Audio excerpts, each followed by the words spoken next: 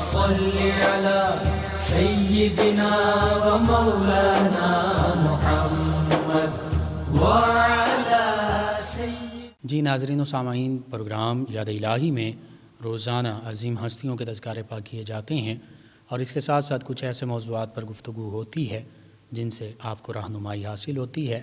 آج بہت ہی خوبصورت اور بہت ہی اہم موضوع مومنین کی صفات قرآن و سنت کی روشنی میں اس پر گفتگو ہوگی. اس سے پہلے کتاب الشفا سے آج کا وظیفہ لقوہ کا روحانی علاج. بعض اوقات مختلف موسموں میں بھی ہو جاتا ہے اور عام طور پر یہ بیماری عام ہے. تو لقوہ کا روحانی علاج یہ ہے کہ سورۃ الفاتحہ 121 مرتبہ، سورہ فاتحہ 121 مرتبہ، سورہ کافرون یہ بھی 121 مرتبہ، دونوں صورتیں 121 بار اول آخر درود پاک تعداد میں بلکہ 41 مرتبہ پڑھ کر، اول آخر شروع میں بھی 41 مرتبہ درود پاک، آخر میں بھی 41 مرتبہ درود پاک پڑھ کر پانی، شہد اور زیتون کے تیل پر اکٹھا دم کر دیں اور زیتون کے تیل کی مالش کریں اور پانی اور شہد یہ دونوں آپس میں ملا کر 21 دن تک پئیں. انشاءاللہ اللہ سبحانہ و تعالی لقوہ سے شفا عطا فرمائے گا. اس کے ساتھ مشکلات و مصائب سے رہائی کے وظائف. امت مسلمہ، ہمارے مسلمان بہن بھائی مشکلات اور مصائب اور پریشانیوں کا شکار ہیں. تو امت مسلمہ کی مشکلات، مصیبتوں، پریشانیوں سے نجات کے لیے بعض اوقات گھروں میں مشکلات ہوتی ہیں، اللہ کی طرف سے آزمائش ہوتی ہے، اس میں صبر کرنا ہوتا ہے. صبر کرنے والے کے ساتھ اللہ سبحانہ و تعالی ہوتا ہے اور جو آزمائش میں پورا اترتا ہے پھر اسے مقام بھی اس کا بلند کیا جاتا ہے. اور فَإِنَّ مَعَ الْعُسْرِ يُسْرًا إِنَّ مَعَ الْعُسْرِ يُسْرًا، ہر تنگی کے ساتھ، ہر مشکل کے ساتھ آسانی ہے. مشکل کے ساتھ بعد نہیں فرمایا، یعنی مشکل برداشت کر لیں گے ساتھ ہی آسانی اللہ سبحانہ و تعالی عطا فرما دے گا. تو بہرحال مصائب ہوں، آزمائشیں ہوں، اللہ ہی کی طرف سے ہوتی ہیں. اللہ کی رضا سمجھتے ہوئے ان پر راضی رہنا چاہیے، صبر اختیار کرنا چاہیے. اس دوران اللہ کو یاد کریں، نماز، تلاوت قرآن پاک، درود پاک کی کثرت کریں اور چند ایک وظائف ہیں یہ لازمی پڑھیں. انشاءاللہ اللہ تعالی مصیبتوں سے، وباؤں سے، پریشانیوں سے، گھریلو مسائل سے رہائی عطا فرمائے گا. سب سے پہلا وظیفہ یہ ہے فَسَيَكْفِيكَهُمُ اللَّهُ وَهُوَ السَّمِيعُ الْعَلِيمُ. یہ سورۃ البقرہ اس کی آیت مبارکہ غالباً 137 ہے، پہلے ہی پارے میں ہے. فَسَيَكْفِيكَهُمُ اللَّهُ وَهُوَ السَّمِيعُ الْعَلِيمُ. اس آیت مبارکہ کے اس حصے کو صبح شام 63 مرتبہ صبح، 63 مرتبہ شام، اول آخر 11 مرتبہ درود پاک پڑھ کر دم کریں. اپنے اوپر دم کر لیں، گھر میں دم کریں، سب پر پھونک دیں اور اللہ سے دعا مانگیں. انشاءاللہ اللہ تعالی مصیبتوں سے رہائی عطا فرمائے گا. دوسرا وظیفہ مصیبتوں اور پریشانیوں سے نجات حاصل کرنے کے لیے وہ یہ ہے کہ یہ دعا اٹھتے بیٹھتے پڑھی جائے. یہ وظیفہ بہت مجرب ہے، تجربہ شدہ ہے. فَسَهِلْ يَا إِلَٰهِ كُلَّ صَعْبٍ فَسَهِلْ يَا إِلَٰهِ كُلَّ صَعْبٍ بِحُرْمَةِ سَيِّدِ الْأَبْرَارِ سَهِلْ بِحُرْمَةِ سَيِّدِ الْأَبْرَارِ سَهِلْ. اس کا معنی یہی ہے، اللہ تمام مشکلات میں آسانیاں عطا فرما، اپنے پیارے حبیب مکرم صلی اللہ علیہ وآلہ وسلم کے تصدق سے آسانیاں عطا فرما. تیسرا مشکلات مصائب سے رہائی کا وظیفہ تہجد کی نماز کے بعد یا حیو یا وہاب، یہ اللہ تعالیٰ کے دو اسماء مبارکہ یا حیو یا وہاب، ان کا کثرت سے ذکر کریں. اس طرح ذکر کریں کہ دائیں طرف یا حیو کی ضرب لگائیں اور بائیں طرف یا وہابو کی ضرب لگائیں، یا حیو یا وہابو. اس طرح 1000 مرتبہ یہ پڑھیں، مشکل سے مشکل معاملہ جلد حل ہو جائے گا. یہ تہجد کی نماز کے بعد پڑھیں. انشاءاللہ اللہ تعالی جس نیت سے پڑھیں گے، جائز نیک جائز تمنا حاجت کے لیے اللہ تعالی پوری فرما دے گا. سیدنا معروف کرخی رحمۃ اللہ علیہ فرماتے ہیں کہ جو شخص 3 مرتبہ اس دعا کا ورد کرے، یہ دعا میں ابھی پڑھ دیتا ہوں، اللہ تعالی اس کی ہر پریشانی کو دور فرمائے گا، خواہ وہ کسی بھی قسم کی کیوں نہ ہو. دعا سماعت فرما لیں. اللہم احفظ امت محمد، اللہم احفظ امت محمد، اللہم ارحم امت محمد، اللہم ارحم امت محمد، اللہم عافی امت محمد، اللہم عافی امت محمد، اللہم اصلح امت محمد اللہم اصلح امت محمد اللہم فرج عن امت محمد صلی اللہ علیہ وآلہ وسلم۔ یہ دعا، اس میں یہی دعا کی جا رہی ہے، اللہ امت محمدیہ صلی اللہ علیہ وآلہ وسلم کی حفاظت فرما، رحم فرما، معافی عطا فرما، اصلاح فرما دے، غموں سے نجات عطا فرما دے۔ تو اس کو 3 مرتبہ لازمی پڑھیں، انشاءاللہ اللہ تعالی مشکلات اور مصائب سے، پریشانیوں سے حفاظت فرمائے گا، پریشانیاں دور فرما دے گا۔ 5واں وظیفہ کنز العمال میں موجود رسول اللہ صلی اللہ علیہ وآلہ وسلم نے سیدہ ام ہانی رضی اللہ عنہا سے ارشاد فرمایا، یہ سیدنا علی المرتضیٰ کرم اللہ وجہ الکریم کے ہمشیرہ بھی ہیں، اور انہی کے گھر سے نبی کریم صلی اللہ علیہ وآلہ وسلم معراج کی رات، سفر معراج آپ نے اختیار فرمایا۔ نبی کریم صلی اللہ علیہ وسلم نے ان سے ارشاد فرمایا، یہ دعا مانگا کرو، اللہم رب النبی محمد اللہم رب النبی محمد اغفر لی محمد اغفر لی ذنبی محمد اغفر لی ذنبی واذہب غیظ قلبی واجرنی من مضلات الفتن۔ ترجمہ یہ ہے، نبی کریم محمد صلی اللہ علیہ وآلہ وسلم کے رب ذوالجلال میرے گناہ معاف فرما دے، اور میرے دل کے غصے کو دور فرما دے، اور مجھے گمراہ کر دینے والے فتنوں سے محفوظ رکھ۔ بعض اوقات یہ آزمائشیں، یہ مصیبتیں گمراہی کی طرف لے جاتی ہیں، لوگ خودکشی کر لیتے ہیں، نہیں کرنی چاہیے، حرام ہے۔ اب اللہ پر بھروسہ رکھنا چاہیے، صبر اختیار کرنا چاہیے۔ تو بس یہ دعا لازمی مانگی جائے، انشاءاللہ اللہ تعالی مصیبتوں اور پریشانیوں سے حفاظت فرمائے گا، مصیبتوں تکلیف پریشانیوں کو دور فرما دے گا۔ یہ تمام دعائیں اللہ تعالیٰ کے اسماء مبارکہ یا قرآن کریم کی آیات بینات یا نبی رحمت صلی اللہ علیہ وآلہ وسلم کے فرامین مبارکہ پر مشتمل ہیں۔ لازمی اپنے معمول کا حصہ بنائیے، اپنے اعزاء اقرباء، رشتہ داروں، دوست احباب، پڑوسیوں، محلہ داروں تک پہنچائیے، امت مسلمہ تک پہنچائیے۔ میرے آپ کے، ہمارے بتانے سے اگر کسی بھی ہمارے مسلمان بہن بھائی امت مسلمہ کا فائدہ ہوگا تو یہ ہمارے لیے بھی دین و دنیا آخرت میں بھلائی اور فائدے کا باعث ہوگا۔ اللہ تعالیٰ اس پر عمل کی توفیق عطا فرمائے، آمین۔ اللہم صلی علی سیدنا و مولانا محمد وعلی سید۔ ناظرین و سامعین، مومن کی صفات: مومن مسلم، ایمان والا اور سلامتی والا۔ ایمان اور اسلام امن و سلامتی کا نام ہے۔ دین اسلام حقیقت میں ساری کائنات کے لیے، ساری انسانیت کے لیے دین امن و سلامتی ہے۔ اسلام اور ایمان میں بظاہر جو فرق محدثین، علماء، فقہاء، مفسرین نے کیا وہ یہی ہے، ایمان اگر سادہ لفظوں میں کہا جائے، ایمان مفصل اور ایمان مجمل جو ہے، اس کو پڑھا جائے تو یہ ایمان کا خلاصہ ہے۔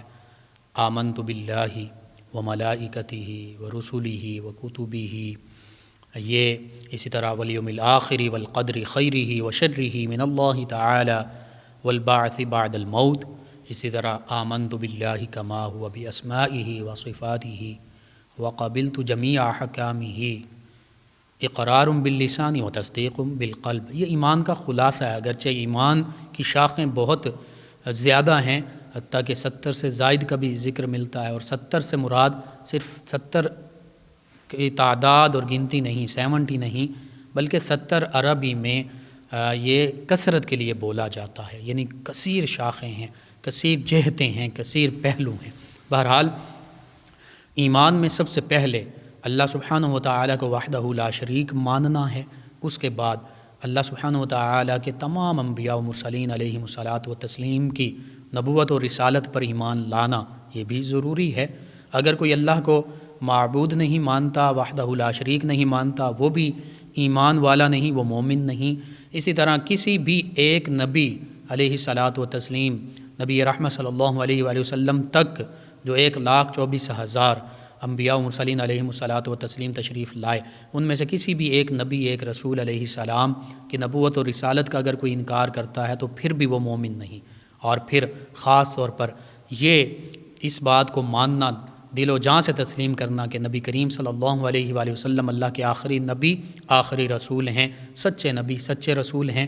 آپ کے بعد تا قیامت نہ کوئی اور نبی ہیں، نہ کوئی اور رسول ہے، اس بات پر ایمان لانا یہ بھی ایمان ہے۔ اگر کوئی ختم نبوت اور ختم رسالت کا منکر ہے، انکار کرنے والا ہے، کسی بھی معنی میں، ذلی بروزی کسی بھی معنی میں اگر کوئی انکار کرتا ہے تو وہ مومن نہیں، وہ ایمان والا نہیں، وہ مسلمان نہیں، وہ غیر مسلم ہے، وہ کفار کی لسٹ ہی میں شامل ہے۔ بہرحال اس کے ساتھ ساتھ تمام کتب سماویہ پر ایمان لانا، چاہے وہ تورات ہے، زبور ہے، انجیل ہے، دیگر صحائف ہیں، کہ یہ اللہ ہی کی طرف سے نازل کرتا ہے۔ ہاں، قرآن کریم میں بتایا گیا کہ ان لوگوں نے ان میں تحریف کر لی، تبدیلیاں کر لیں، اور پھر کتاب ہدایت، آخری کتاب ہدایت قرآن مجید فرقان حمید پر مکمل ایمان لانا، سورہ فاتحہ کی الحمد سے لے کر سورہ والناس تک من الجنت والناس تک ایمان لانا، یہ بھی ایمان کا حصہ ہے۔ اگر کوئی قرآن مجید فرقان حمید پر مکمل ایمان نہیں لاتا تو پھر وہ بھی مومن نہیں کہلا سکتا۔ اسی طرح تمام فرشتوں کو اللہ کی نوری مخلوق جاننا اور ماننا، یہ بھی ہمارے ایمان کا حصہ ہے۔ اور تقدیر جو اللہ ہی کی طرف سے ہے، چاہے اچھی ہو بری، اس پر ایمان لانا، یہ بھی ایمان لانے کے لیے ضروری ہے۔ اور پھر یوم آخرت کے دن اللہ کی بارگاہ میں حاضر ہو جانا، جی اٹھنا، یہ بھی ہمارے ایمان کا حصہ ہے۔ اور سادہ لفظوں میں ہم چونکہ کہتے ہیں اشہد ان لا الہ الا اللہ وحدہ لا شریک لہ واشہد ان محمدا عبدہ ورسولہ، تمام دیگر لوازمات کو پر بھی ایمان لاتے ہوئے اقرار باللسان، زبان کے ساتھ اقرار بھی کریں گے، وتصدیق بالقلب، دل کے ساتھ تصدیق بھی کریں گے۔ یہ نہیں کہ زبانی اقرار تو کریں لیکن دل جو ہے وہ ان چیزوں پر مطمئن نہ ہو، ان پر ایمان لانے والا نہ ہو، جیسے منافقین نبی رحمت صلی اللہ علیہ وآلہ وسلم کے عہد مبارکہ میں بظاہر ایمان لاتے تھے لیکن دل سے وہ اسلام کو، ایمان کو قبول نہیں کرتے تھے، تو وہ منافق ہیں۔ اسی طرح آج بھی اگر کوئی بظاہر کہتا رہے کہ میں مسلمان ہوں لیکن وہ دل سے ختم نبوت پر ایمان نہ لاتا ہو، ختم رسالت پر ایمان نہ لاتا ہو، دیگر جو ایمان کے لوازمات ہیں ان پر ایمان نہ لاتا ہو، تو پھر وہ مسلمان نہیں کہلا سکتا، وہ ایمان والا نہیں کہلا سکتا۔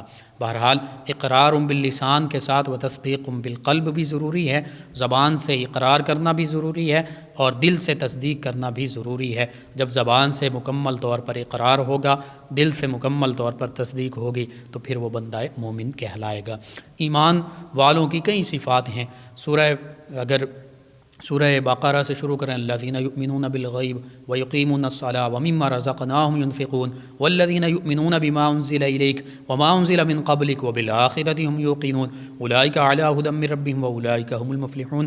یہ ایمان والوں کی صفات بیان کی کہ ایمان والوں کی سب سے پہلی صفت وہ غیب پر ایمان لاتے ہیں۔ اللہ سبحانہ وتعالی کو ہم نے نہیں دیکھا، اللہ کے پیارے حبیب صلی اللہ علیہ وآلہ وسلم نے ہمیں فرما دیا کہ اللہ ہے، وحدہ لا شریک ہے، وہی معبود ہے۔ ہم نے مان لیا کہ اللہ اکیلا ہے، اس کے سوا کوئی معبود نہیں، وہی معبود ہے۔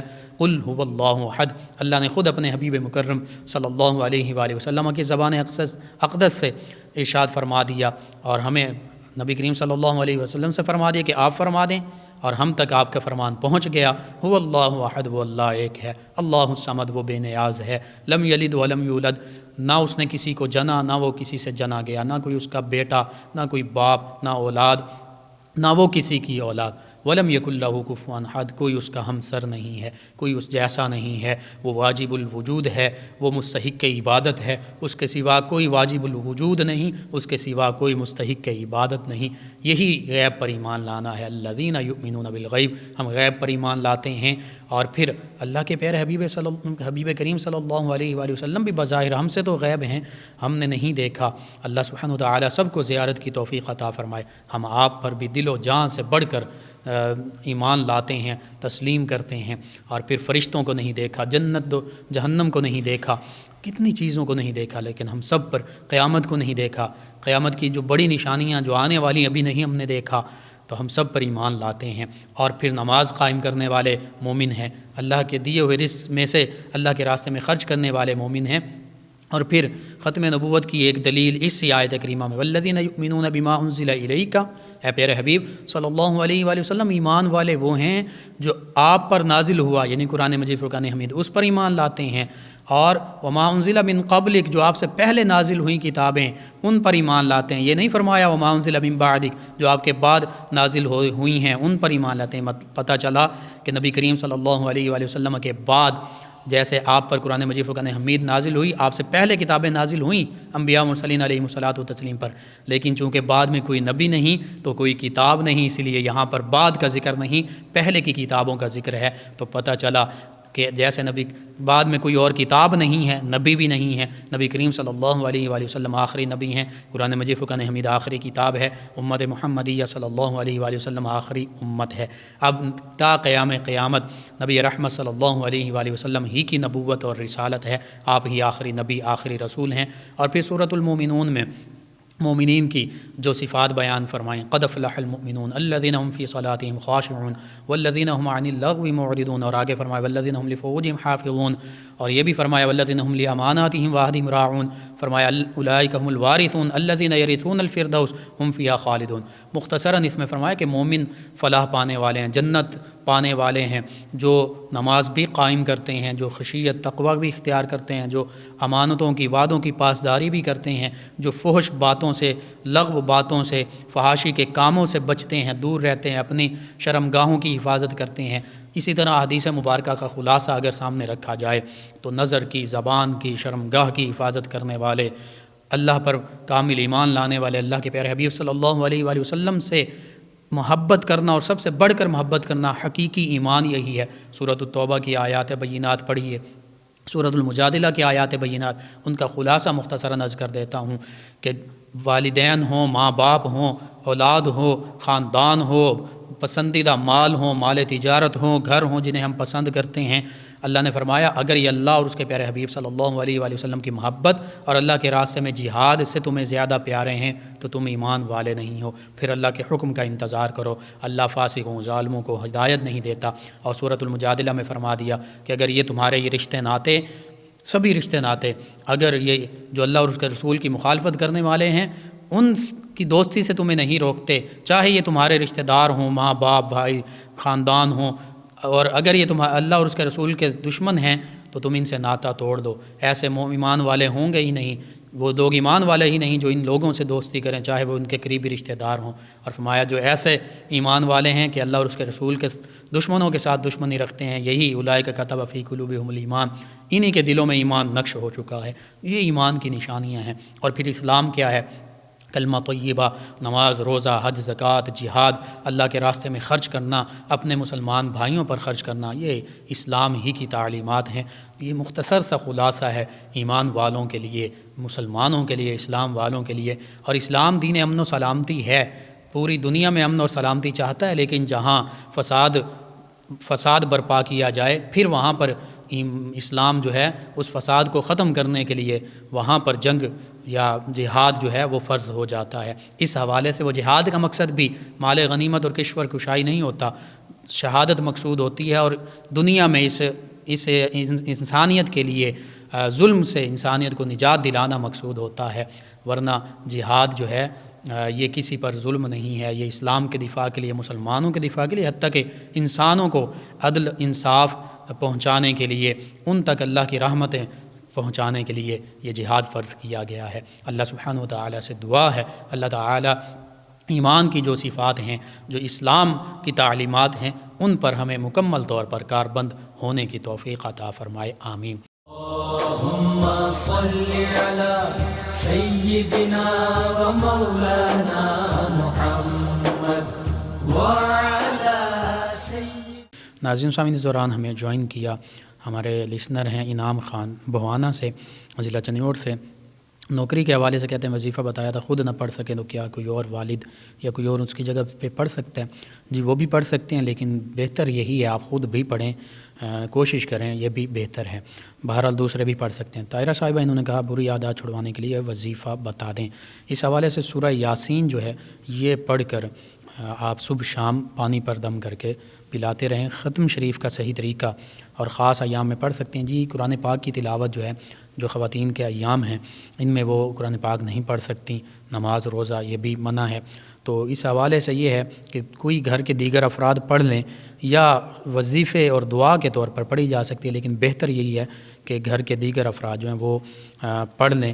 اس میں قرآن پاک کی چند آیات بینات ہیں، خصوصاً چاروں قل، سورہ فاتحہ، سورہ بقرہ کی پہلی 5 آیات و اولئک هم المفلحون تک، اور اس کے علاوہ 2-4 آیات پڑھی جا سکتی ہیں، درود پاک پڑھ سکتے ہیں، بس اس کو ہی ختم پاک کہتے ہیں۔ فرزانہ صاحب ہیں موسم سرما میں، کہتے ہیں کہ اگر بچہ پیدا ہوتا ہے تو ڈاکٹر بچے کو نہلانے سے منع کرتے ہیں، تو کیا نہلائے بغیر بچے کے کان میں اذان دینا جائز ہے؟ جی بالکل دی جا سکتی ہے۔ محمد عدنان صاحب ہیں چک 274 سے، کہتے ہیں کہ ایک عورت جو گھر میں کام کرتی ہے، بچے بھی جوان ہیں، تو کیا اسے صدقہ خیرات یا کھانا وغیرہ دیا جا سکتا ہے؟ بچے بھی کام کرتے ہیں۔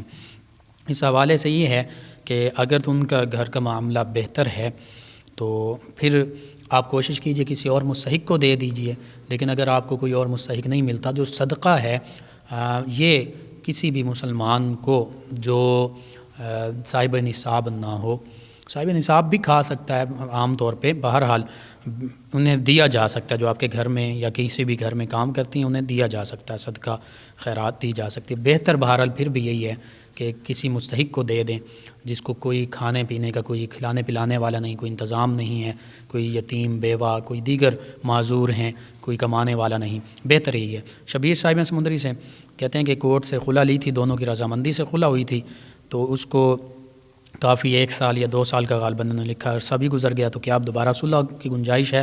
عدت بھی پوری ہو گئی۔ جی بالکل نہیں، وہ میاں جو بیوی ہیں وہ میاں پر حرام ہیں، وہ طلاق ہو گئی چونکہ دونوں کی رضامندی سے ہوئی تھی، تو اس حوالے سے کوئی ایسی صلح کی گنجائش نہیں ہے۔ ناظرین سامعین، کے علاوہ میں جوائن کیا ہے ہمارے ایک لسنر ہیں اور نام نہیں لکھا، کہتے ہیں السلام علیکم، آپ کا پروگرام بہت پیارا ہے۔ کہتے ہیں کہ حمل ٹھہرنے کے بعد بچے کو کب تک ماں کا دودھ پلانا چاہیے؟ پہلا بچہ جو ہے وہ ابھی 8 ماہ کا ہے۔ جی اس میں قرآن مجید، فرقان حمید اور اسلام کی تعلیمات یہ ہیں کہ بچے کو 2 جو سال ہیں اس تک دودھ پلایا جائے، تو اس میں ایسا کوئی معاملہ نہیں کہ ماں حاملہ ہیں تو بچے کو دودھ نہ پلاتی رہیں۔ ہاں اگر ڈاکٹرز کہتے ہیں کہ نہ پلائیں، کوئی ایسا معاملہ ہو نئے جو بچہ آنے والا اس کے لیے یا جو دودھ پینے والا اس کے لیے، تو پھر اس حوالے سے اس بچے کا 8 ماہ کا جو ہے اس کا دودھ، ماں کا دودھ جو اسے پلانے سے روکا جا سکتا ہے۔